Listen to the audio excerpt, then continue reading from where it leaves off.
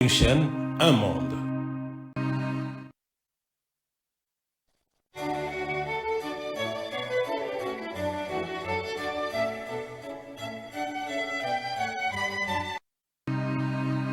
RTGA, mieux qu'une chaîne, un monde.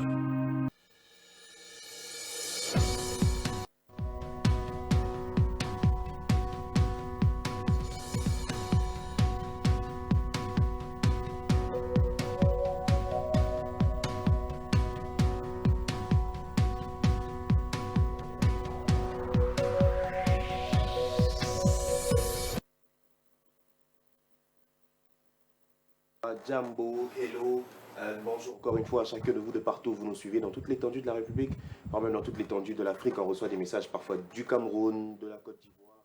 Oui, on est mondiaux. Hein. Un grand merci à vous de rester scotchés sur les antennes de la RTGA. Merci encore à vous qui retrouvez dans votre émission favorite Carrefour, comme tous les matins évidemment.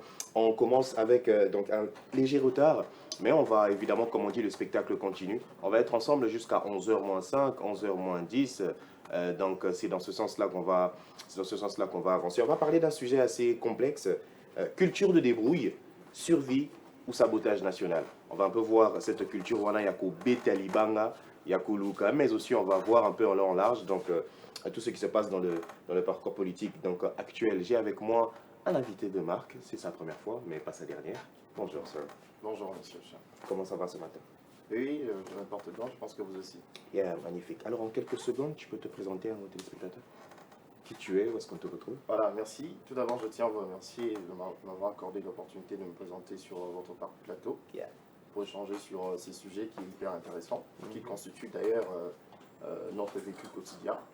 Je suis donc le monsieur Franck Djemba Loraé, congolais, Très de important. père et des mères, et voilà, acteur politique, mais aussi coordonnateur d'une ONG de jeunes. Magnifique. Avant qu'on entre un peu dans le vif du sujet, à ton avis, depuis les dernières élections, comment tu sens, est-ce que tu sens qu'il y a un changement réel dans la vie quotidienne des citoyens ou tu sens qu'on recule, si on va dire ainsi? Bon, enfin, le développement dans son approche pratique, c'est un processus. Et ce processus est soutenu par un agenda concret. Je suis très convaincu que, évidemment, la société est dotée de beaucoup de secteurs. Il y a certainement des secteurs qui évoluent. Il y en a d'autres qui, jusque-là, sont en stagnation. Et je suis convaincu que par, évidemment, la vision que je juge positive de son Excellence, Monsieur le Président de la République, Yeah. tous les secteurs vont pouvoir être fructueux. Et voilà, Une vision que vous jugez positive. positive. Ok. Très intéressant ça. C'est une appréciation personnelle. Not problem. Et c'est issu des observations multisectorielles. Évidemment, je comprends comprends. parfaitement. Sinon, comment toi tu définis cette culture de débrouille en RDC, Kobe, Taliban, là-dessus? Les gens jugent parfois que c'est de la facilité, parfois même que c'est quelque chose qui nous a été imposé par l'État. Mais comment toi tu juges cela? Bon, d'abord, je vais aborder une approche exégétique qui est soutenue par l'historique même de la débrouille. Vous savez, l'homme est venu de quelque part. Nous sommes tous venus de quelque part, et même voir nos ancêtres sont venus de quelque part. Yeah. Et la débrouille est inhérente à l'évolution de l'homme.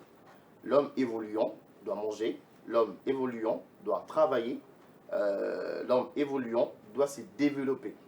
D'où le développement personnel qui est aussi un aspect important de tout homme. Alors, en voulant évoluer, okay, bah, c'est aujourd'hui que l'on parle de principes qui régulent toutes les activités humaines dans son entièreté. Mais jadis, ça n'existait pas. Donc, l'homme étant dans l'obligation d'évoluer, l'homme recourait évidemment à la débrouille, et ça a commencé essentiellement avec les activités agricoles, parce que comme vous le savez, l'agriculture est tellement associée à l'évolution de l'homme, l'agriculture, la pêche, etc. Et ce n'est pas une imposition, oui, c'est vrai que ça peut être une adaptation à un certain nombre justement, à un certain nombre de circonstances, mais ça reste quand même une pratique assez voilà, normale. Assez courante. Assez courante. Mais il est important, Okay. comme nous sommes dans une société qui est régulée par les textes, que cette pratique soit également régulée par les textes. Okay. Donc aujourd'hui, il faut peut-être qu'on se pose la question de quelle manière ces pratiques-là, relatives à la débrouille, sont régulées. Okay. Voilà, c'est un peu... Tu as parlé d'adaptation. Justement. Mais quand quelque chose, on s'adapte à cette chose, ça veut dire c'est un peu comme si ça nous a été imposé, Mhm. si on s'adapte à cette chose. Donc, on peut dire que la culture de la débrouille, c'est quelque chose d'où beaucoup de gens disent que c'est à cause de l'échec de l'État, d'où les gens se sont donc adaptés à cette culture, ou c'est juste une forme de régulation, c'est normal en fait. Chaque humain se doit de se taper, que l'État Bon. réussisse ou non. Je pense que nous entrons en profondeur des causes. Hein. Nous parlons, par votre question bien sûr, Yeah. il sera question d'énumérer quelques causes qui concourent à la légitimation ou encore à l'apologie de la Mhm. débrouille, hein, Mhm. telle que nous les vivons aujourd'hui. Il y a plusieurs causes. Hein. Oui, c'est vrai que la pauvreté intervient en tant que facteur majeur, dans la mesure où, pour qu'une activité entrepreneuriale soit couverte par euh, euh, un statut juridique, Mhm. il faudrait que cette entreprise soit soumise à un certain nombre de prérequis, qui sont d'ordre administratif et qui sont d'ordre juridique. Ça prend énormément de temps. Ça prend énormément du temps, mais c'est quand même très important. C'est d'ailleurs pour ça que je suis venu aujourd'hui, pour dire que oui, Ok. c'est vrai que ça prend beaucoup de temps, mais c'est important de nous y référer pour que nous puissions rester, n'est-ce pas, dans cette Et branche réguler certaines choses. de régulation de toutes les activités. Donc, c'est une adaptation, oui, pour certains, mais pour d'autres, c'est un manque de volonté. Yeah. Parce qu'aujourd'hui, avec l'évolution de toutes les matières qui régulent toutes les activités humaines, nous avons aujourd'hui l'existence d'un guichet unique de création d'entreprise. Ok. Il faudrait maintenant informer la population qui est dotée, n'est-ce pas, d'un cahier des charges qui s'oriente vers les activités entrepreneuriales, Mhm. afin que cette population comprenne qu'il existe un organe de régulation, de formalisation des entreprises, appelé guichet unique de création d'entreprises. Maintenant, comment s'y prendre? C'est ça la question qu'il faudrait se poser. Comment s'y prendre? Mhm. Et il y a des étapes, hein, il y a des étapes au regard de dispositions statutaires qui régissent le GUS, donc guichet unique de création des entreprises. La première étape, c'est d'informer. Il faut informer les GUS. Il faut adresser une lettre directe au DG de l'EGIS, une lettre de demande de formulation ou de création d'entreprise. Yeah. Et en deuxième lieu, là je parle de manière générale, en ce qui concerne les entreprises, les personnes morales, parce qu'il y a d'une part les personnes morales et les personnes physiques. Mhm. Pour les personnes morales, entre autres le SARL, SPRL, etc., il faut adresser une lettre de demande de création d'entreprise au DG de l'EGUS, et il faudrait être doté de statut conforme. Qui dit statut conforme, c'est-à-dire statut dûment conçu et entériné par un notaire. Mhm. Et il faut également être doté d'un capital. Et après, il faudrait, parce que en ce qui concerne la constitution de capital, il faudrait que l'entreprise, là je parle de personnes morales, je le rappelle, Yeah. ait des associés. Ok. Parce que le capital est issu de l'initiateur principal ainsi que des associés. Alors, vous allez être d'accord avec moi que toutes ces étapes constituent de freins pour certaines personnes, parce qu'il faudrait avoir un coût financier pour pouvoir s'élancer dans cette démarche de formalisation. Magnifique. Alors, je dois Allez-y. aussi ajouter que, en ce qui concerne les entreprises personnelles, Ok. parce qu'il existe aujourd'hui des entreprises, dotées d'une personnalité générale et des entreprises dites personnelles. Yeah. Pour les entreprises personnelles, la démarche est très simple. Oui, c'est vrai qu'il faudrait adresser une lettre de demande de création d'entreprise au DG, mais la dotation du capital n'est pas contraignante. Donc, vous pouvez lancer une entreprise sans pour autant être doté d'un capital efficient. Donc, Là, voilà. c'est les bénéfices du personnel. Voilà, du personnel. Voilà. Très, très intéressant. Alors, où se situe la limite entre débrouille intelligente, comme on dit, et fraude sociale? Parce qu'il y a souvent un petit pont juste entre les deux. Où se situe parfois la limite? Bon, je pense qu'il est question d'information. Il est question principalement d'information. Et comment est-ce qu'il faudrait accéder aux informations? Je pense que moi, je ne suis pas ici doté d'un profil d'agent du guichet unique pour la création de l'entreprise. Yeah. Mais étant donné que cette observation constitue une problématique majeure, il est important quand même d'y faire des commentaires, et d'ailleurs je vous félicite pour ça, et aussi de voir dans quelle mesure apporter des dispositions palliatives. Alors, pour ce qui concerne l'information, je pense que cette tâche devrait être endossée par la direction du guichet universel des créations d'entreprises. Il faut que la population comprenne exactement ce qui ce qu'elle est appelée à faire pour, n'est-ce pas, bénéficier, pour ceux qui, je parle de ceux qui sont dotés des aspirations entrepreneuriales, pour bénéficier d'un profit d'entreprise officiel. Parce que là, ça a permis à la fois à cette population, à ces entrepreneurs, de bénéficier de quelques avantages qui sont d'ordre économique, qui sont d'ordre juridique, qui sont d'ordre administratif, mais ça permet également à l'État de maîtriser l'effectif. C'est très important. Donc c'est une question d'information. Il revient à l'UGUS, au guichet, guichet unique de création d'entreprise, de rendre sa politique extensive et inclusive. Donc, vous avez parlé au début, vous avez dit que vous étiez entrepreneur. Justement. Comment ça vous est venu déjà, votre idée, ou plutôt, quelle est cette chose d'où vous êtes donné dans votre domaine entrepreneurial? Quelle est cette chose dont vous investissez autant? D'où est venue cette idée-là exactement? Et comment au quotidien vous faites pour faire fructifier donc, vos affaires, par exemple? Alors, merci beaucoup. je vais toucher un peu le prélude de mes aspirations dans le domaine de l'entrepreneuriat. Vous savez, l'entrepreneuriat est la conséquence d'une observation, en principe. Ceux qui réussissent dans l'entrepreneuriat, ce sont ceux-là qui la font par passion. Et qui dit passion, dit simplement résolution ou encore plus-value qu'on apporte à une situation quelconque. Yeah. Alors moi, l'idée principale qui m'est venue, c'était simplement de m'associer à ceux qui ont besoin de services. Okay. En leur offrant des services qui sont correspondants à leurs besoins. Justement. Donc c'est un peu comme ça que je cerne le domaine de l'entrepreneuriat. Et aujourd'hui, je suis dans beaucoup de domaines. Dans beaucoup de domaines, je ne peux pas tous les citer, mais je suis principalement dans le domaine agricole. D'ailleurs, je suis ensemble avec quelques personnes avec qui je travaille étroitement, qui sont aussi membres de l'ONG. Nous sommes en train de travailler sur la création d'une entreprise de production et de transformation de pommes de terre en frites commercialisables, tant sur le plan interne qu'externe. Donc on va passer par la vente interne et aussi l'exportation. C'est ainsi que nous avions tenu à saisir le ministre du Commerce extérieur, ainsi que d'autres instances qui interviennent dans la subvention. J'avais besoin de manger des pommes de terre dernièrement, mais tu vas couper tout ça là, c'est quelque chose. Merci à toi, en tout cas, c'est très intéressant. Est-ce que dans cette culture de débrouille, on dirait que l'entrepreneuriat, on peut associer ça aussi vraiment à la débrouille? Est-ce que tu penses que ça nourrit un peu le petit peuple et ça aide le petit peuple? La débrouille rencontre le plus étroitement la population. Okay. Vous savez, aujourd'hui, ce n'est pas tout le monde qui a le moyen d'aller au supermarché. Malheureusement.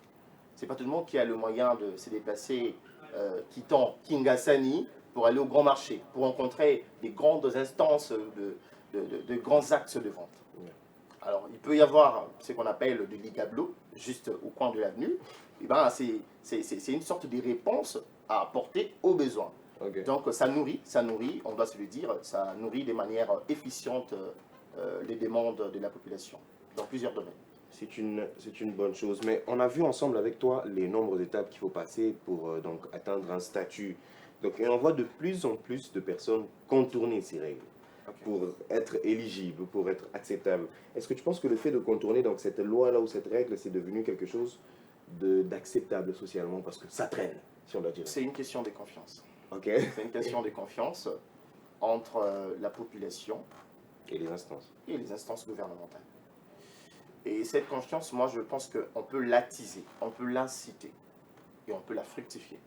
C'est ainsi que je me suis orienté directement et explicitement vers la direction du guichet unique de création d'entreprise pour essayer un peu de l'inciter à mettre en place des politiques extensives et inclusives. En vue, n'est-ce pas, de se fidéliser à la population. Parce qu'aujourd'hui, tout le monde pense que tout est cher. Tout le monde pense que toute démarche administrative est coûteuse, alors que ce n'est pas forcément le cas. Okay. Je dois vous dire aujourd'hui que la création d'une entreprise personnelle, au niveau de l'UGIS, s'élève à $30. Wow.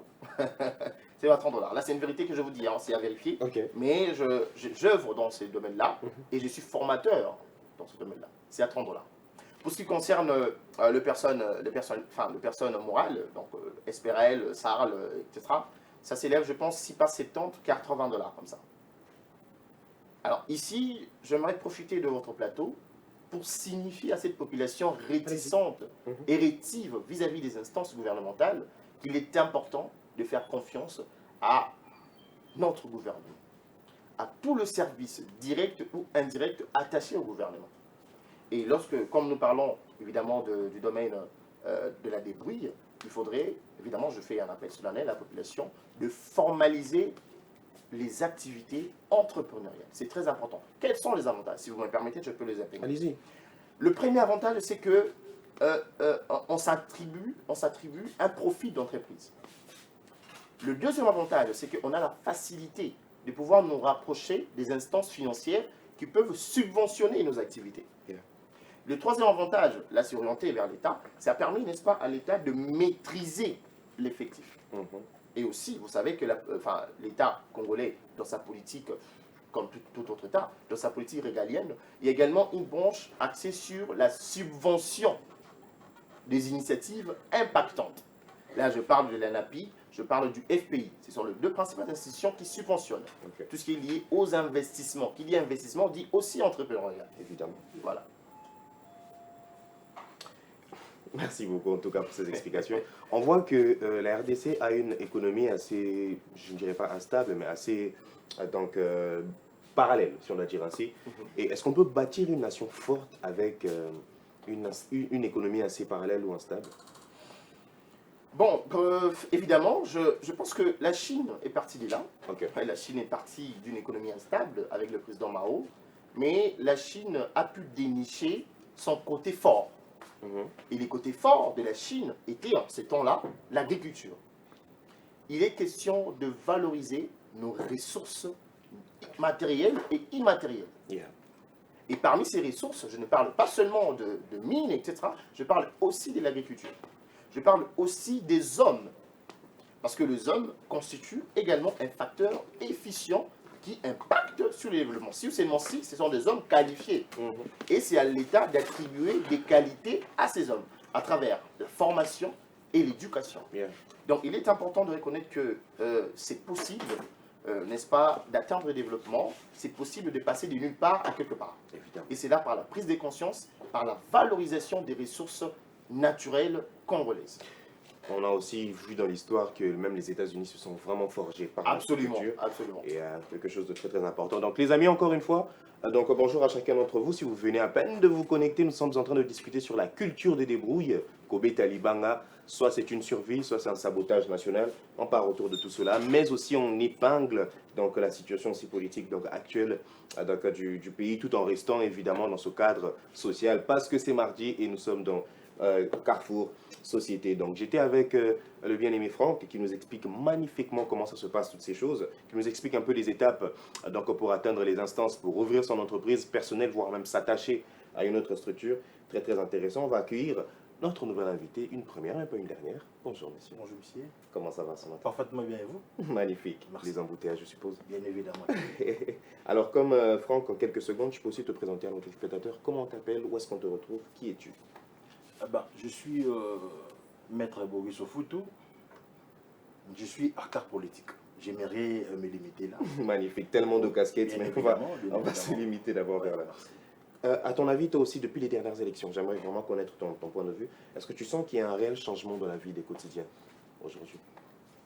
Bon, je dirais noir sur blanc que il y a un changement. Ok. Pourquoi je dis un changement? Parce que pour essayer un peu de voir ce changement-là, il faut aimer le Congo. Ok. Quand tu aimes le Congo, tu feras de ton mieux là où tu vas te retrouver, de faire mieux pour faire avancer les choses. Nous avons un problème sérieux lorsque nous analysons, lorsque nous disons que non, le pays ne va pas bien, patati patata, certes, il y a toujours des couacs, là, même au ciel. Donc, même les anges là-bas, là où ils sont, souvent, il y a quand même des problèmes. Mais tout Congolais a une obligation impérative de lire sa partition clairement pour aider le pays. Depuis les élections, moi personnellement j'étais candidat. Ok. Moi aussi, on ne va pas suivre Bien ça. évidemment que oui, j'étais dans la juridiction de Ngiri. Ok. Nous avons quand même papier des changements.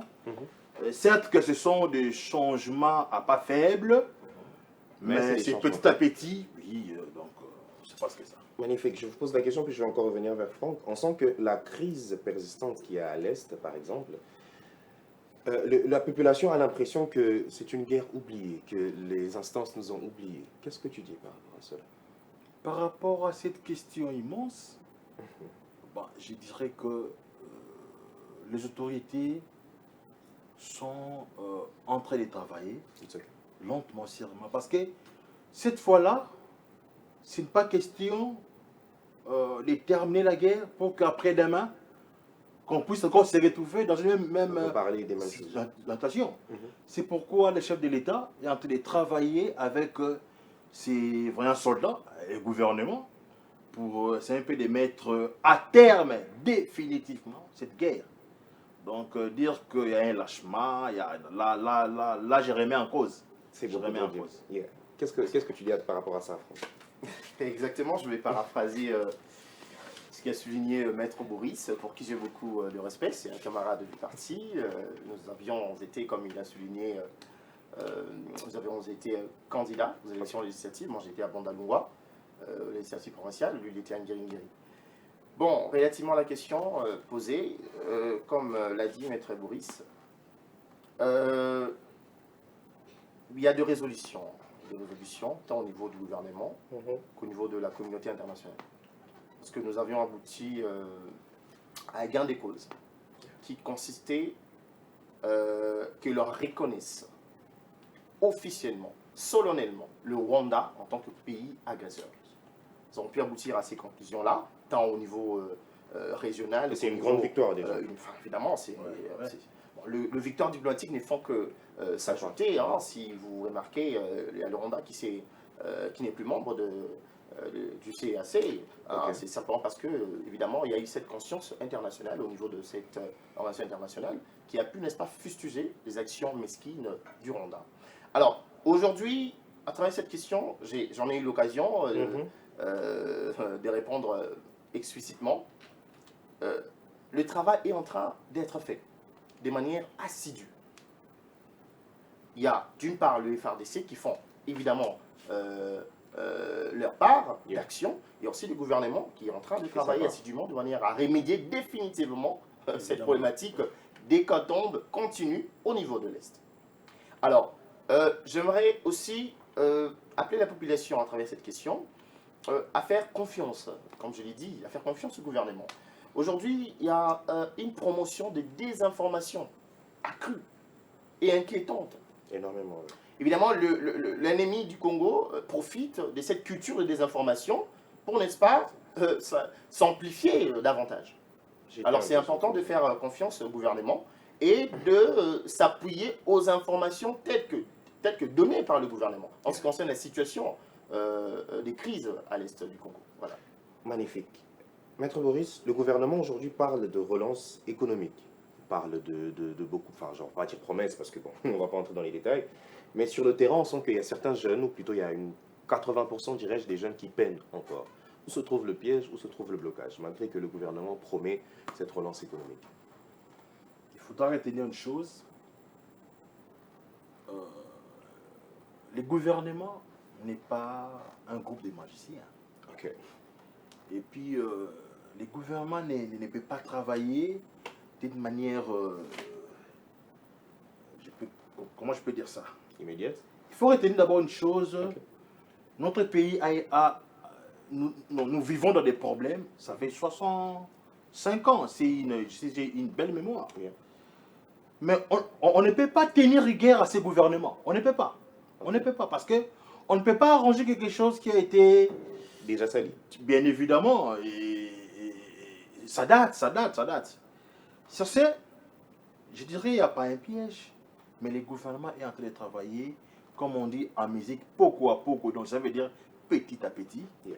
Et puis, on ne peut pas chercher à se retrouver nous tous au même moment. Ok, très intéressant. Le gouvernement ne peut pas nous donner un bâton magique directement, pas nous changeons tous. Non. Petit à petit, Congolais, là où tu es, fais ce que tu fais ça bien, et tu verras l'évolution petit à petit. En attendant, le gouvernement, le chef de l'État, ils sont en train de travailler calmement, en train de bouger les choses pour que nous puissions avoir des résultats concrets. Vous avez dit qu'on ne peut pas tenir rigueur au gouvernement, mais évidemment. Tant que c'est eux qui nous gouvernent, évidemment qu'on doit les reprocher des choses. Pourquoi ne pas les tenir rigueur? Quand je dis il ne faut pas le tenir rigueur, c'est dans le sens où on doit également tenir compte Ok. là où nous venons. Parce que nous, Congolais, nous avons la politique de négliger les histoires en masse. Ok. De négliger, comment je peux dire ça, de critiquer des histoires que nous ne maîtrisons pas. Aller dans chaque secteur, commencer à faire des analyses. Vous allez voir qu'il y a des évolutions à pas géant. Ok. Vous voyez, donc les choses ne pouvaient pas bouger dans... Je manque même des mots. Donc soyons patients, soyons vraiment patients, nous aurons des résultats. Magnifique. Déco Franck, on remarque malheureusement que l'insécurité urbaine grandit à pas de géant. On appelle Kinshasa aujourd'hui la Casa de Papel, malheureusement. Et comme, évidemment aussi comme dans d'autres villes, mais est-ce que l'État a encore le monopole de la sécurité ou l'État a perdu la main? Merci pour cette question. Je vous remercie vraiment de l'avoir abordée parce que c'est une question pendante, hein, qui est issue d'une observation que nous faisons tous. D'ailleurs, paraît-il, hier, il y a eu braquage également. Bien évidemment, bien évidemment. C'est Voilà. ça qui joue. C'est presque chaque jour. J'avais suivi son Excellence, Monsieur le ministre de l'Intérieur, lors de sa réunion avec son équipe respective, qui a évoqué quelques dispositions pratiques hein, qui sont prises à leur niveau en vue de remédier définitivement à ces situations de braquage qui s'opèrent répétitivement. Cela sous-entend que le gouvernement ne dort pas. Toutes les questions qui touchent la société constituent de préoccupations pour le gouvernement. Et évidemment, étant donné que toutes ces questions sont orientées vers des secteurs précis, alors tous ceux qui régulent des secteurs précis se mettent à bras les corps pour pouvoir remédier à toutes ces préoccupations-là. Donc il est question ici de faire confiance aux instances qui nous gouvernent. Et je pense qu'au regard des dispositions qui ont été prises au niveau du ministère de l'Intérieur, incessamment il y aura des changements impactants. On l'espère en tout cas, parce que ça devient très très compliqué. Si vous me permettez, je vais revenir un peu à ce que Maître Boris a dit. Il a évoqué un élément très important. En ce qui concerne votre question relative à la relance économique, etc. Nous venons de quelque part. Nous maîtrisons l'histoire. Que ceux qui critiquent frénétiquement le gouvernement actuel posent la question à l'histoire du Congo. Revenons à l'histoire. Où étions-nous? Quel budget avions-nous? Quel budget avons-nous exactement? Dans l'approche du développement, il y a un principe. Évidemment, on parle, même de scientifiques qui sont orientés vers le domaine économique et macroéconomique, ils n'en parlent presque pas. Il y a un principe. Il y a le principe des gradualités, qui suppose qu'on part d'une étape à une étape, aussi subtile ou pas. Donc cette transition, qu'elle soit subtile ou manifeste, constitue, n'est-ce pas, une des branches qui définit ce développement. Nous avons aujourd'hui un budget que nous n'avions jamais eu. C'est lequel déjà, please? mais nous avons un budget actuellement qui s'élève à 12 milliards de dollars. En quelle année, jadis, avions-nous eu ces budgets? Donc il est question de reconnaître qu'il y a quand même des étapes que nous enregistrons, des étapes importantes, et il faut ovationner les efforts du gouvernement. Et aussi, il faudrait s'y poser la question sur qu'est-ce qui nous est reconnu? Et sur base de ce qui nous est reconnu, nos droits bien sûr, qu'est-ce que nous devrions faire? Et là, je m'adresse essentiellement à la jeunesse. Faisons notre part. Nous avons une part. Dans le principe du développement également, il y a un principe de participation qui aimerait à ce que toutes les couches démographiques s'associent à la vision du développement telle que promue, telle que conçue par les instances gouvernementales. Mais aujourd'hui, il y a des divisions politiques qui ne permettent pas à ce que cette approche soit manifeste. Malheureusement, oui. C'est une problématique, évidemment, il faut en parler. Et nous en avons l'occasion. Pour revenir évidemment sur les jeunes, là je reviens vers Maître Boris. On sent, vous avez dit quelque chose de très intéressant, l'État n'aura pas une baguette magique pour faire réussir tout le monde. Évidemment, il faut aussi que les jeunes participent, chacun dans son domaine de son côté. Mais par rapport à la voix des jeunes, parfois on sent que les jeunes sont parfois utilisés comme dans des campagnes pour servir de nombre, pour servir de voix. Mais on ne sent pas des jeunes prendre conscience sur donc les réalités du pays, voire même les réalités, voire de l'Est ou de l'État. D'où vient ce désintérêt-là, à votre avis? Je dirais, sur cette question, nous avons un problème de complexe. Ok. On est jeune. Vous avez quasiment raison. J'étais candidat député. Nous savons comment nous avons eu à se battre sur le terrain et avoir... Oui. Je dirais, notre jeunesse, nous sommes une jeunesse exceptionnelle. Je ne suis pas venu ici pour dénigrer notre jeunesse. Bien sûr. Comme a fait un monsieur que j'étais les noms, un honorable. Qui a fustigé la jeunesse. Bien évidemment. Les jours où peut-être nous aurons cette opportunité-là, nous avons essayé un peu de brosser cela. Nous ne sommes pas pressés. Yeah. Nous ne sommes pas non plus incompétents.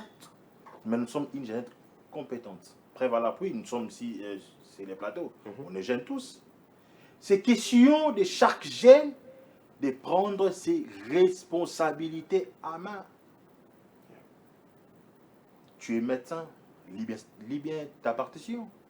Tu es avocat, bien évidemment. Tu es commerçant, fais ça bien. La manipulation longe sur... je vais demander à la jeunesse, parce que nous avons un président démocrate, bien évidemment, je suis sûr qu'en 2028, nous aurons encore les élections, comme prévu, 2028. Je vais demander cette fois-là à la jeunesse de ne pas se laisser faire. Évidemment. Parce que vous êtes en train de vendre votre dignité. Pour 2 miettes. Pour des miettes, pour des 5 000 francs, pour des 10 000 francs. In fine, les gens là sont votés. Ils se prennent le luxe de dire à la télé, la jeunesse apparemment, la jeunesse ne sont pas encore prêtes, voilà, compte tenu. Pourtant, vous avez été voté à cause de la jeunesse. Bien évidemment, si tu es élu, c'est parce que tu as été voté par la jeunesse congolaise. Moi, vraiment, je remets en cause ce genre de comportement. Yeah. Tu es appelé honorable. Il faut savoir, si tu es là où tu es, c'est parce que il faut quand même un peu de considération dans ce sens-là. Donc, la jeune, bon, une partie des jeunes, nous sommes manipulés. Mais gloire à Dieu, il y en a également une partie des jeunes qui sont en train de chercher d'élever la tête dans ce sens-là que nous sommes, parce que moi ainsi que mon co-débatteur, mon très cher frère, et nous sommes encore là. Nous sommes en train de chercher à réveiller cette jeunesse-là. Yeah. Merci beaucoup, Merci. Maître Boris. Qu'est-ce que tu dis à cela par rapport à toi, Franck? D'où vient ce désintérêt des jeunes aujourd'hui sur la classe politique, sur les réalités du pays, tout ce qui se passe à l'Est? Je vais même nous choquer. Dernièrement, j'avais une émission avec pas mal de jeunes gens aussi qui se cherchent. On s'est rendu compte que la majeure partie d'entre nous n'avait pas connaissance de ce qu'on disait. Un Banyamulenge, où est-ce que ça vient ça? Ça vient de pourtant, c'est des choses qui naissent du pays, carrément. C'est des choses qu'on devait comprendre, qu'on devait connaître, mais c'est des trucs d'où la majorité on a appris en grandissant, malheureusement. Donc, merci pour cette importante question. Je dois le dire, hein, si je l'avais déjà dit et que j'ai oublié, je dois le redire de manière beaucoup plus énergétique. La jeunesse est une ressource caractérisée principalement par l'énergie. Qui dit énergie dit production des connaissances. Qui dit production des connaissances dit innovation. Qui dit innovation dit développement. Et si aujourd'hui vous avez fait une observation selon laquelle la jeunesse serait manipulée par les acteurs politiques, mais c'est parce que ces acteurs savent que la jeunesse est une ressource. Donc vous comprendrez avec moi que le problème n'est pas lié à ces acteurs politiques, mais plutôt à la jeunesse. D'où la notion de la prise de conscience comme étant catalyseur de notre innovation en tant que jeune. Alors, moi je suis jeune avec mon interlocuteur, Maître Boris, pour qui j'ai beaucoup de respect et beaucoup d'estime. Et partant de notre routine, de nos trompes respectives, il y a cette démarcation. Et nous faisons en sorte que notre démarcation soit un étrange nous permettant, n'est-ce pas, d'attirer les autres jeunes. C'est ainsi que je vous avais dit dans mon préambule, que j'étais, dans ma présentation bien sûr, que j'étais coordonnateur d'une association de jeunes. Ça vous arrive de donner cours, ça vous arrive évidemment d'inspirer, Justement, ce qui est très très, C'est un devoir de tous les jours. c'est un devoir je de vous tous. assure. Et tout ça toujours Cocoba, donc chers téléspectateurs, dans ce sujet, culture des débrouilles, survie ou donc sabotage, mais évidemment aussi on touche un peu à l'actualité donc politique congolaise, bien évidemment restant dans cette partie sociétale, très très important. J'ai beaucoup aimé donc les interventions donc de nos acteurs politiques qui nous aident donc à avancer dans cette perception-là de la jeunesse, à se réveiller, à prendre conscience donc de nos potentiels. Alors, Maître Boris, je me tourne encore vers vous. On voit que le climat politique actuellement est assez tendu, si on doit dire ainsi. Donc, quand même, entre jeunes leaders, on voit parfois que c'est difficile de collaborer déjà, même entre nous, jeunes leaders. Je vois entre vous déjà, il y a beaucoup de respect, c'est quelque chose que j'apprécie. Mais on remarque que même dans la jeunesse aujourd'hui, il y a au-delà de cette culture de concurrence, mais on n'arrive pas à saquer l'autre, on n'arrive pas à collaborer ensemble, évidemment pour l'avancement du Congo. D'où ça vient cette culture-là, à votre avis? Bon, déjà, les respects que je partage avec mon très cher frère, nous sommes tous issus d'une même école politique. Malgré nous sommes ici en qualité des acteurs politiques, tout court. Les problèmes logent sur la jeunesse. Nous sommes appelés à se soutenir et non à se battre. D'abord, nous sommes dans un état où la jeunesse, elle est, je dirais, combattue dans tous les sens. Malheureusement. C'est pour y arriver, pour chercher à démarquer à cela, on doit demeurer unis. Moi, je ne sais pas voir mon très cher frère Franck évoluer. Et puis, je reste là en train de lui créer des histoires pour que puisse... Non, c'est compliqué. C'est pourquoi j'avais dit au préalable, nous devons aimer ce pays. Quand tu aimes quelque chose, ça tombe bien, avec mon très cher frère, nous sommes mariés. Nous savons les goûts d'aimer. Lorsque vous aimez une personne, aimer en quelque chose, c'est sacrifier. Aimer en quelque sorte, c'est vivre pour l'autre. Nous devons vivre pour les Congos. On doit mettre nos égos à côté. Évidemment. Travailler pour que le Congo gagne. Vous voyez, moi également, je suis coordonnateur d'une ONG nommée ONG Buna. Nous travaillons sur ça. Nous sommes là pour promouvoir la jeunesse. Nous sommes là pour aider la jeunesse. Nous sommes là pour combattre cette mauvaise politique-là. La politique de chercher pourquoi y est pour en place où vous voyez tout ça? C'est pourquoi c'est vraiment un devoir, je dirais. On ne peut pas passer outre. Malheureusement, oui. On ne peut pas passer outre parce que si seulement si on laissait cette politique grandir encore, c'est un poison. Regardez le Congo dans 20 ans. Vous voyez, donc on doit faire notre mieux pour écarter cette politique-là. On doit céder. Il y a un principe qui dit, je m'aide en aidant les autres. Évidemment. Quand tu es en train d'aider les autres, même les enseignants, nous sommes dans ce certain-là. Lorsque vous enseignez, c'est une manière de se donner cours. Vous voyez, donc c'est un peu dans ce sens-là. Il y a une chose que vous avez souligné de très très important que M. Franck n'a pas souligné au début, que vous êtes tous les deux mariés. Il faut quand même en tenir compte. Bon, je salue ma femme. Je salue également ma femme. On aura le temps de saluer, vous en faites pas. On aura le temps de saluer. Qu'on accueille notre troisième co-débatteur qui est venu. Bonjour sœur, comment allez-vous? Bonjour monsieur Charles, je vais très bien, merci. Les embouteillages, comme d'habitude.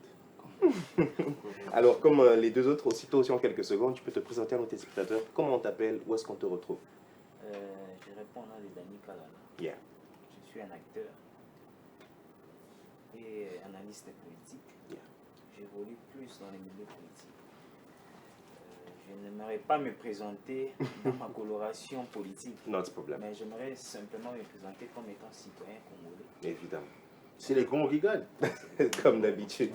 Et comme nous avançons avec nos deux autres co-débatteurs, on discutait sur cette question culture de débrouille, survie ou sabotage, mais aussi on a touché un peu en long en large donc le milieu politique actuel. Toi aussi, j'aimerais vraiment entendre ton avis par rapport à cela. Depuis les dernières élections, à ton avis, est-ce que tu sens qu'il y a un changement dans la vie quotidienne donc, des Congolais ou tu sens qu'on recule encore, à ton avis? Bon, depuis les élections de 2023, le changement est en train de venir, Yeah. mais ça ne vient pas à grands pas. Ok. Ça vient à petits pas, c'est-à-dire à pas des tortues. Il y a quand même, je dois être honnête, Ok. depuis que l'actuel chef de l'État a pris son second mandat, Mhm. je pourrais dire que tous les secteurs de la vie nationale ont connu un début de changement. Les changements ne sont pas encore palpables, Yeah. mais il y a déjà des efforts qui sont fournis que nous ne devons pas négliger.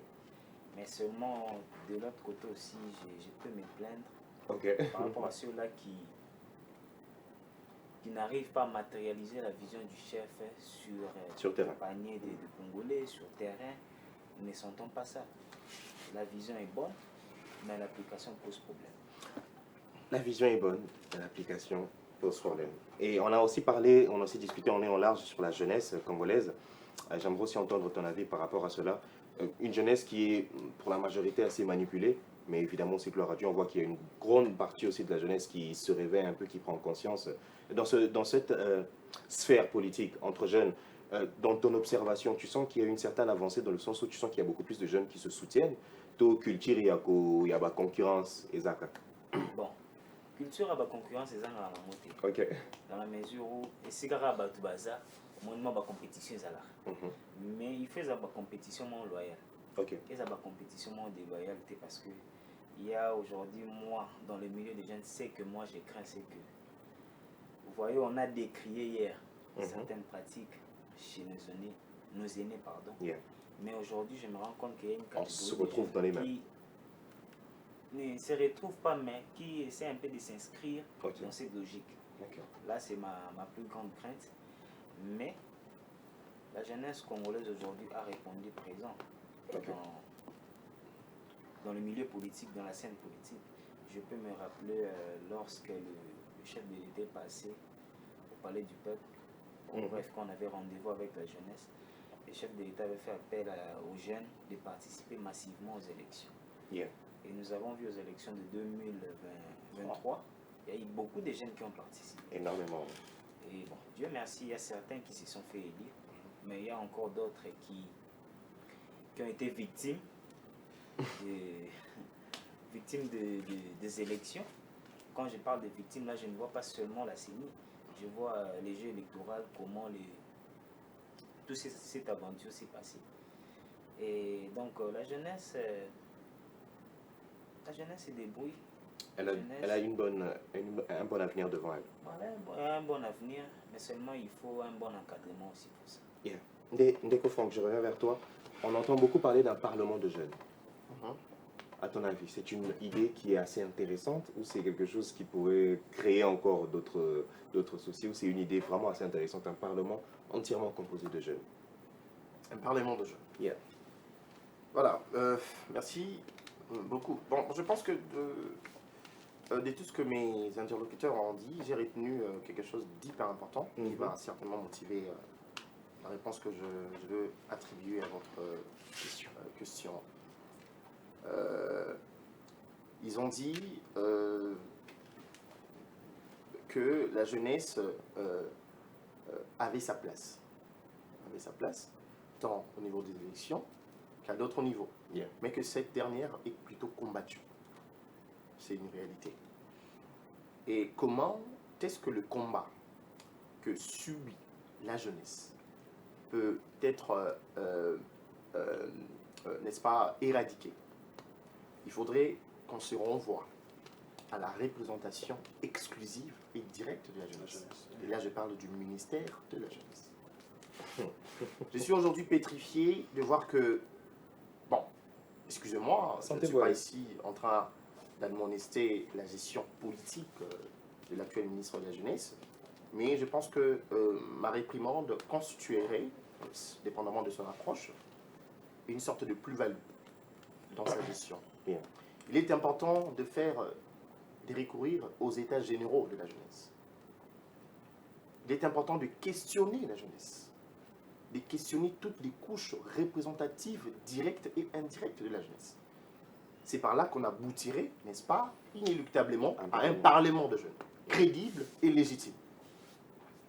Consulter les couches représentatives directes et indirectes de la jeunesse suppose collecter les préoccupations majeures de la jeunesse, en vue, n'est-ce pas, de les emmener vers les instances des rémédiations ou des réponses. Donc je pense que je m'aligne dans cette logique-là. Yeah. Merci beaucoup, Maître Franck. Maître Boris, aujourd'hui, est-ce que vous pensez que les partis politiques sont encore des fenêtres qui éduquent les jeunes politiques, des fenêtres qui donnent des opportunités, ou c'est simplement de l'utilisation et de l'usage envers la jeunesse, à votre avis? Il faut retenir une chose. Les partis politiques en général ont un devoir sacro-saint. Au préalable, un parti politique, c'est en quelque sorte une école. Bien sûr. Un parti politique a pour devoir d'enseigner, Absolument. de former. Vous voyez? Contrairement à ce que nous sommes en train de vivre aujourd'hui, nous avons des partis politiques qui sont là pour déformer la jeunesse, pour ne pas citer des noms. Vous voyez ça? Un parti politique, c'est une école. Je peux aller même très loin pour dire, un parti, c'est une église où on doit rester silencieux, écouter, analyser et puis agir. Les fruits, vous allez quand même, vous ne serez pas en désaccord avec moi. Nous sommes en train de palper les résultats. Et c'est un peu d'analyser notre classe politique. Vous allez voir que c'est pourquoi je vais faire appel à la jeunesse de faire des bons choix des partis politiques. Il ne faut pas aller dans des partis politiques parce que je suis du Congo central. Je dois aller dans un parti politique où les ténors sont du Congo central. On doit poursuivre tous les idéaux du parti. À la place de chercher des partis politiques, parce que ça tue les partis politiques. Malheureusement, sans compétence. Ça tue les partis politiques. Sans compétence. Vous avez les autorités. Nous sommes des mêmes comptes. Non, ça passe pas. C'est pourquoi nous, jeunes conscients, nous sommes venus pour remettre en cause ces genres de pratiques. Les partis politiques, bozonga d'abord na devoir na bino. Bozonga na devoir na bino d'éduquer. Les partis politiques ne peuvent pas former des badauds. Les partis politiques ne peuvent pas former des voyous. Malheureusement. Non. Les partis politiques, c'est comme les pépinières. De grands messieurs, où on peut à chaque fois faire appel, où on peut à chaque fois... Nous avons un besoin. Nous aurons besoin peut-être d'un DG, d'un DGA, d'un PCA, d'un ministre et consorts. Lorsque nous tirons dans un parti politique, nous sommes hermétiquement sûrs que cette personne-là, c'est une personne compétente. Il y a une bonne formation. Yeah. Donc, la personne au préalable, elle est quasiment bien formée. Merci beaucoup, Maître Boris. Dany, je me tourne vers toi. Est-ce que l'État aujourd'hui ou les partis politiques offrent des sources ou des alternatives viables ou valables pour la jeunesse, à ton avis? En tout cas, depuis la démocratisation, Maréchal Mobutu, le constat est très amer. Okay. Le constat est que la dictature avait quitté les institutions pour élire domicile dans les partis politiques. Quand je parle de partis politiques, je parle de manière générale. Maître Boris venait de le dire ici, les partis politiques ont plusieurs missions, entre autres éduquer. Mais vous vous imaginez, à l'heure actuelle, en République démocratique du Congo, nous avons plus de 900 partis politiques agréés au ministère de l'Intérieur. C'est énorme. Donc, les partis politiques sont... C'est comme une pépinière où l'État vient puiser des animateurs. Mais il faut s'interroger de la qualité des animateurs. Les gens aujourd'hui ne servent pas pour l'État, mais ils servent pour les partis. La plupart des partis politiques aussi nous ont appris nous, à être loyal envers les partis, et Envers l'État. envers l'autorité pardon, plutôt qu'envers l'État. Alors que les partis, c'est comme une école où tout le monde passe pour apprendre comment gérer. Pour servir l'État. Mais aujourd'hui, nous constatons que quand il y a même des nominations, il faut puiser, par exemple, parce que nous avons des liens de sang avec X ou Y, parce que nous sommes de la même tribu, parce que nous parlons la même langue, on ne tient même plus compte de la compétence. Et qui paye les prix, c'est l'État. C'est quand vous envoyez une mauvaise personne dans un ministère ou dans un établissement public, il ne sera pas en mesure de bien vous défendre ou de vous défendre correctement. Et là, c'est l'État qui en pâtit. Malheureusement. Les partis politiques, nous devons revenir aujourd'hui à la raison. Il faut envoyer des personnes qu'il faut à la place qu'il faut. Des personnes compétentes. Des personnes pour que habilitées. l'État gagne. Des personnes habilitées. Des personnes douées.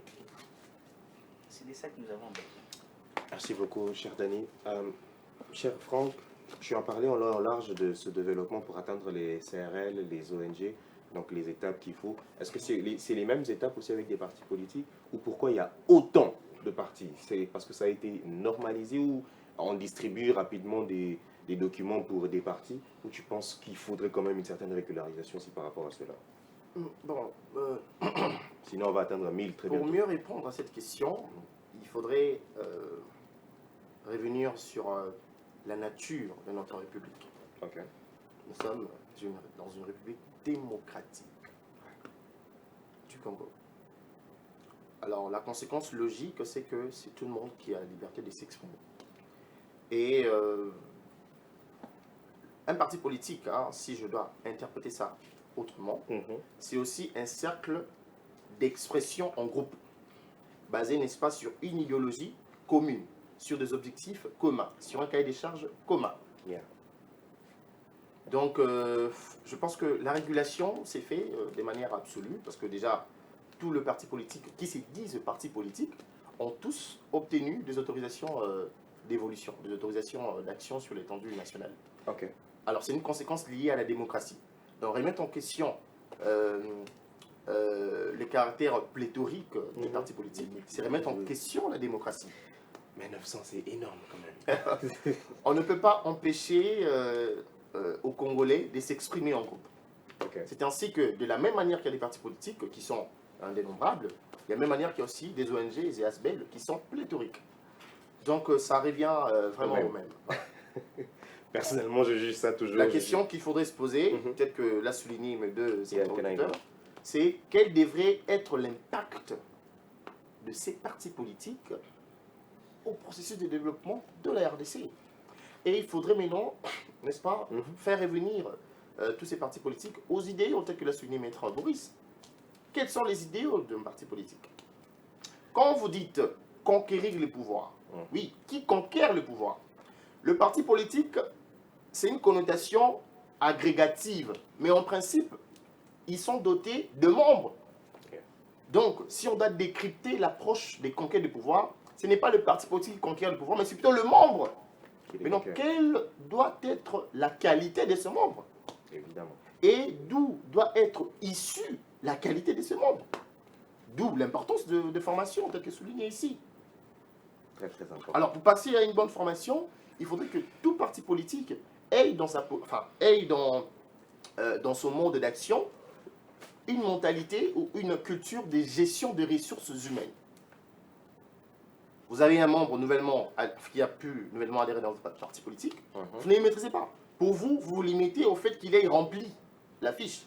Alors que ces membres-là peut être une ressource importante à gérer de manière à ce qu'il soit dans l'avenir une composante pouvant avoir un impact sur le développement. Ou un poison. Donc, voilà, ou un poison, ça dépend de comment vous le gérez. Comment vous le gérez. Si vous le gérez mal, ce sera inéluctablement un poison. Mais si vous le gérez bien, ce sera une composante humaine importante sur le développement de la RDC. Évidemment. Merci beaucoup en tout cas à nos co-débatteurs. Nous sommes à l'entrée d'aller tout doucement vers la fin. Il nous reste une quinzaine bonne de minutes. Vous avez compris, nous sommes dans ce sujet, les amis, culture des débrouilles, survie ou sabotage national en avion en large, à Kobe Talibanga, qu'est-ce que ça veut dire? On va un peu revenir là-dessus, mais j'aimerais qu'on touche un peu Vous avez effleuré la direction du ministère de la Jeunesse. Aujourd'hui, on remet beaucoup en cause. Là, je me tourne vers vous, Maître Boris. La jeunesse fait ceci, la jeunesse fait cela. Mais évidemment que le ministère de la Jeunesse, c'est aussi c'est la personne qui nous couvre, qui est censée nous l'idée. Quel est votre œil, quelle est votre observation par rapport au travail du ministère de la Jeunesse? Vous sentez que ça va ou pas du tout? Bon. Un ministère, c'est un corps. Yeah. C'est tout un corps dont le corps est composé de plusieurs membres, je dirais. Les ministres de la jeunesse, il a l'obligation d'écouter. Yeah. Elle ne doit pas se limiter d'un échantillon de la jeunesse au bazar contouré. Ok. Vous comprenez ça? Elle doit mettre en place une politique où elle va chercher à être informée à tout moment des désirata de la jeunesse. C'est ok. Vous voyez, c'est que moi je peux la conseiller, c'est seulement ça. Parce que souvent critiquer c'est bon. Mais il faut aussi Souvent faire, critiquer c'est bon. évidemment. Mais il faut beaucoup plus donner des pistes de solutions. Absolument.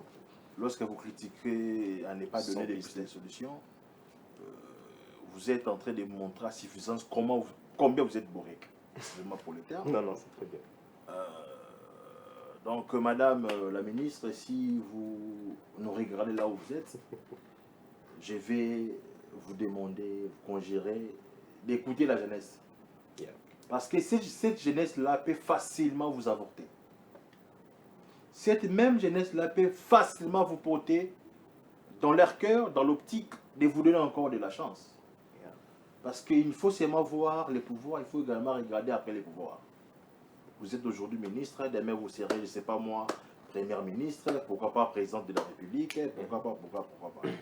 Mais c'est question de faire mieux d'abord là où vous êtes. Les paix que vous avez aujourd'hui, il faut savoir quand même bien gérer cela et puis donner de bons résultats. Les conseillers qui vous entourent ont l'obligation également de faire mieux les choses pour que vous puissiez avoir des cotes exceptionnelles. Nous avons dit merci. Écoutez, la jeunesse, magnifique, Maître Boris. Cher Dani, qu'est-ce que tu dirais aussi par rapport à cela? Il a dit quelque chose de très important. Critiquer sans apporter de pistes de solutions, c'est être bourrique, énormément. Donc, à ton avis, quelles seraient tes pistes de solutions, non seulement par rapport au ministère de la Jeunesse, mais aussi par rapport donc, aux jeunes d'aujourd'hui et à l'avancement de notre chère République? Déjà, par rapport au ministère de la Jeunesse, moi, je dirais que... Vous voyez qu'on a un ministère de la Jeunesse Yeah. et qu'on nomme un jeune ou une jeune, par exemple, dans ces ministères. Nous avons ce devoir, nous avons cette obligation de défendre notre statut, c'est-à-dire notre identité. Le ministre de la Jeunesse, Madame Noëlla, que j'apprécie énormément, ce que moi je peux lui conseiller d'abord, c'est d'activer une politique de proximité avec la jeunesse. Yeah. Vous ne pouvez pas bien diriger une jeunesse si vous êtes éloigné d'elle. Il faut vous rapprocher, comprendre ce que veut la jeunesse et comprendre ce que la jeunesse attend du ministère de la Jeunesse. C'est bien ce qu'elle peut faire comme travail, organiser des formations, des conférences, c'est bien. Mais ça a quel impact pour la jeunesse? La jeunesse, nous sommes une masse. Nous avons peut-être en termes de pourcentage 70% de la population est jeune. Yeah. Mais nous pouvons beaucoup faire. Nous pouvons beaucoup apporter. Bon. Il y a des reproches qu'on peut faire. Parce que dans la masse, il n'y a pas que des bonnes qualités. Il y a aussi des mauvaises. Malheureusement. Il y a aussi des qualités à travailler. Mais le ministre de la Jeunesse doit miser sur cette petite qualité de bons jeunes qu'il y a. Elle peut miser sur ça. Et ça va aussi l'aider à bien travailler, à bien jouer sa partition. Parce qu'aujourd'hui, elle est ministre de la Jeunesse. Demain, elle peut se retrouver ailleurs. Mais quel sera l'impact de son passage? Qu'est-ce que la jeunesse peut retenir d'elle en ces moments-ci? Je pense que le temps n'est pas encore perdu. Il n'est jamais trop tard pour mieux faire les choses. Il reste 3 ans encore. elle peut toujours se rattraper. Je ne dis pas que sa gestion est chaotique ou mauvaise. Je dis, mais l'impact de sa gestion, moi étant jeune, je ne la sens pas. Merci beaucoup, cher Daniel. Cher Franck, je te laisse la parole à toi aussi. Quels sont tes axes de propositions ou de solutions par rapport non seulement au ministère de la Jeunesse, mais aux jeunes en général aujourd'hui? Bon, je veux revenir essentiellement à ce que j'avais évoqué lorsque j'ai parlé pour la première fois du ministère de la Jeunesse. C'était important, hein, ça, en tout cas ça je dois le dire vivement, c'était important de recourir à une séance de travail axée sur les états généraux de la jeunesse. Une séance de travail qui devait impliquer, n'est-ce pas, l'implication de toutes les couches représentatives de la jeunesse. Je parle des ONG, je parle des ASBEL qui haussent le ton pour la cause de la jeunesse. C'est important parce que ça aurait été une opportunité manifeste pour l'actuel ministre de la Jeunesse de s'imprégner profondément des préoccupations de la jeunesse. Et bon, je lui fais confiance, hein, c'est une dame hyper intelligente, j'ai eu l'occasion de l'entendre, elle est très intelligente et je pense qu'elle peut faire mieux. Et pour faire mieux, comme tous mes interlocuteurs ont souligné, c'est important de proposer qu'il y ait des programmes d'action qui rencontrent les préoccupations de la jeunesse. Or, ces programmes d'action doivent correspondre, comme je l'ai dit, aux préoccupations qui doivent nécessairement être dénichées après consultation. Donc ce n'est pas tard. Si c'est possible, ils peuvent toutefois lancer avec son équipe une consultation aussi subtile soit-elle, mais qui soit impactante. Voilà, parce que l'impact de sa gestion doit être palpable au niveau de vie de la jeunesse. Donc c'est un peu tout ce que je peux lui dire. Si je peux ajouter un petit mot là, par rapport à ce qui vient de dire Maître Jamba. Vous voyez, ici nous parlons de la jeunesse. Nous avons émis des propositions à notre ministre de la Jeunesse.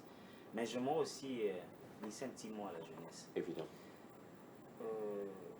La jeunesse d'aujourd'hui, nous devons consacrer plus de notre temps à parler des questions de développement ou encore des questions économiques, plutôt que des questions politiques ou des questions politiciennes. Okay. Parce que la jeunesse aujourd'hui, nous excellons plus dans des débats inutiles, malheureusement, dans des débats qui ne nous aident pas à aller de l'avant. S'il y a en tout cas des jeunes qui me suivent en ce moment au travers de vos antennes, il y en a évidemment. Je veux le conseiller qu'on consacre plus de notre temps à débattre, à échanger sur des questions de développement économique, pas sur des questions inutiles. Merci.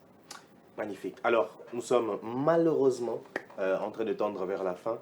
Et je pense que chacun de vous aura au moins 2 minutes pour son mot de la fin. S'il y a un libanga à jeter, s'il y a une dédicace, sentez-vous très très à l'aise. On va commencer par Maître Boris et on va faire un tour de table rapide. Votre mot de la fin, Maître Boris. Bon, les libanga, ce n'est pas notre culture, mais je ne peux pas en passer comme ça quand même. Donc, j'irai saluer encore ma femme à la maison, ainsi que mes très jolis bébés.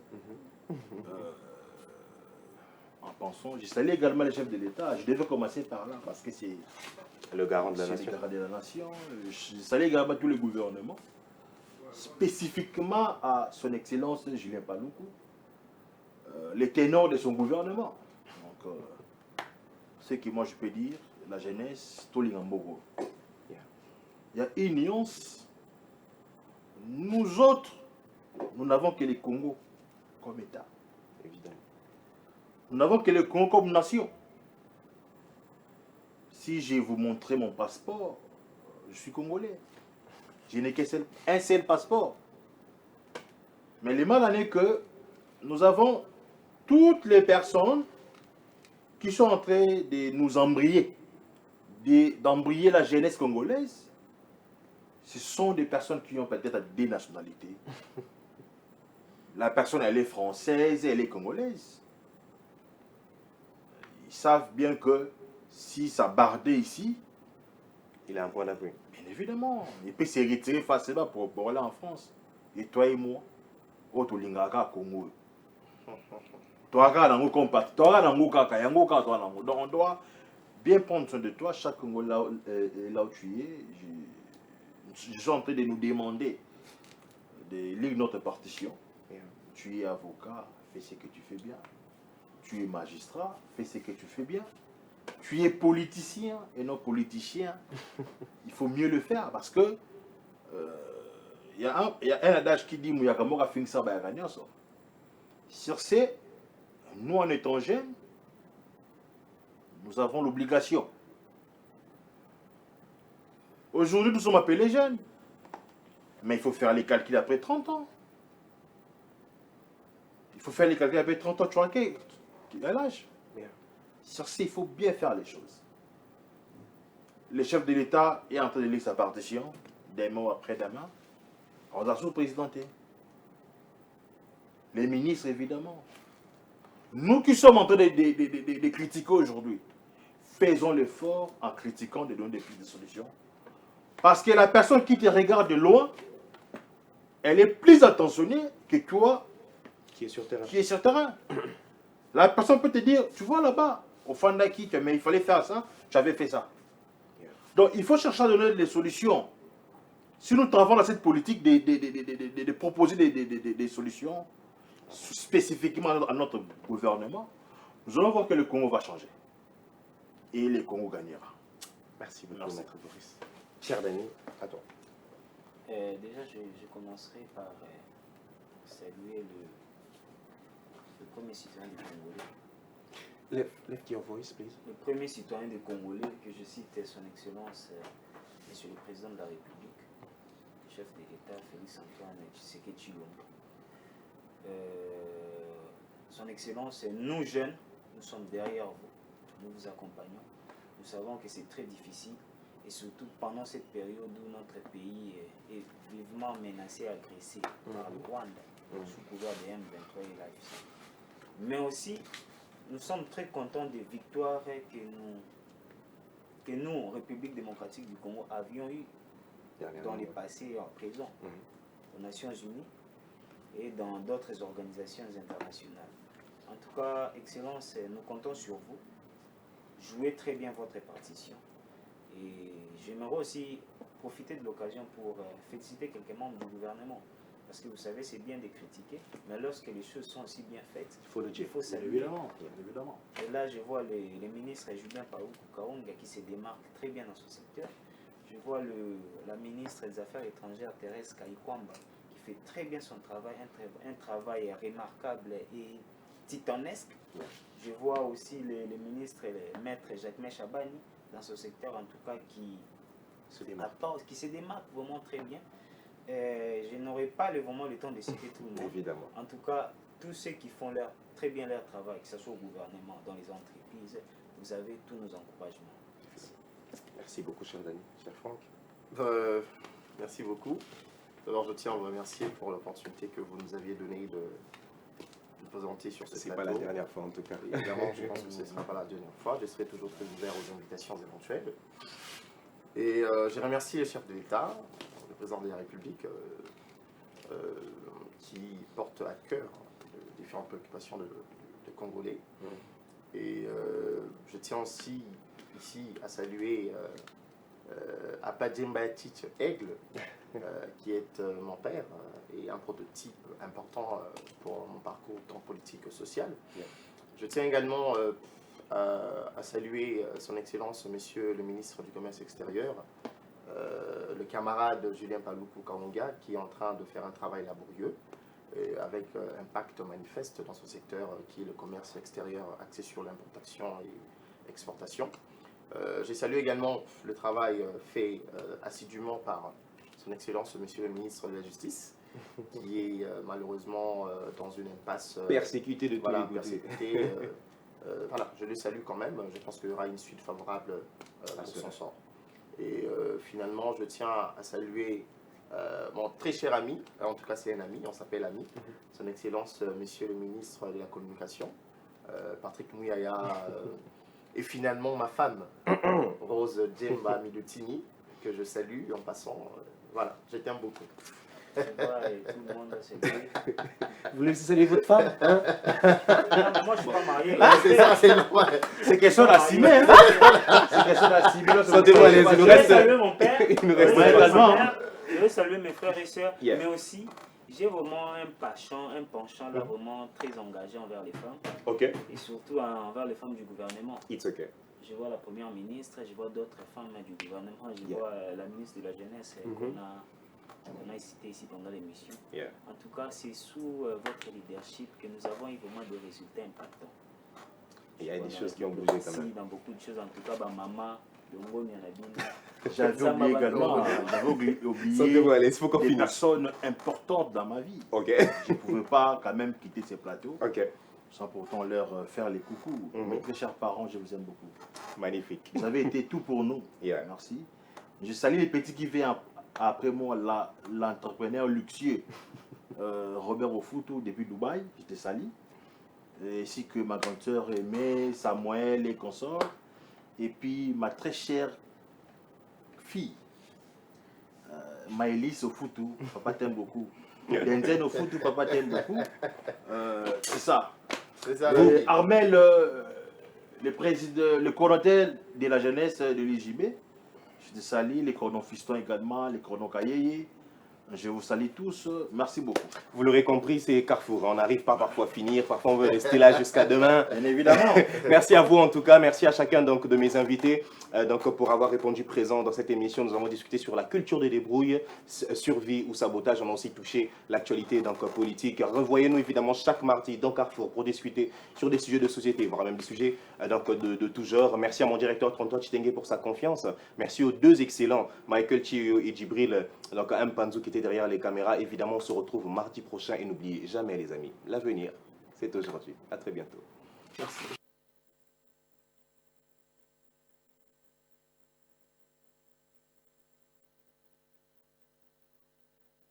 RTGA, mieux qu'une chaîne, un monde.